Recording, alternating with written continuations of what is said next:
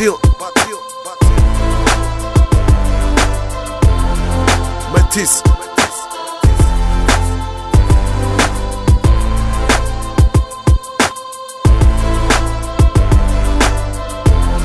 Počúvaj.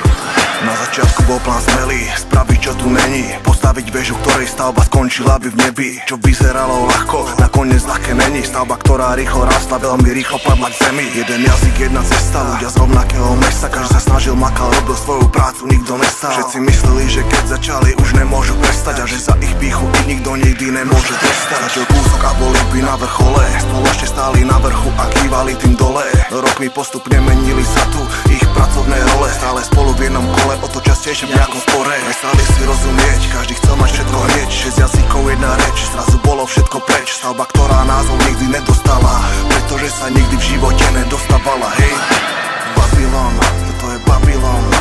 Babylon, toto je Babylon. Babylon, toto je Babylon. Babylon, toto je Babylon. Babylon, Babylon, Babylon, Babylon, Babylon, Babylon, Babylon, toto je Babylon. Slovanský rap zabudol, v čom počívala jeho sila. Necesta samotného samuraja smer určila. Jak názov stavby ho nejednotnosťou potopila. Dnes nemá nikto nič, lebo každý chcel iba veľa. Tri sa okolo, jak ľudia zmenšie držia spolu. My sme na seba jak psi, radšej ideme do sporu. Kým nedostaneme zasa by seba pod kontrolu. Drvivá menšina skončila, stratila svoju rolu. Začíname od začiatku, jak po veľkom tresku. Každý jeden z nás by si zaslúžil po preplesku. Zabili sme hip-hop, pritom stačilo tak málo.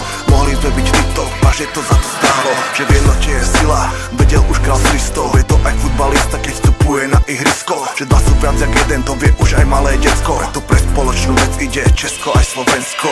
Babylon, Babylon, Babylon,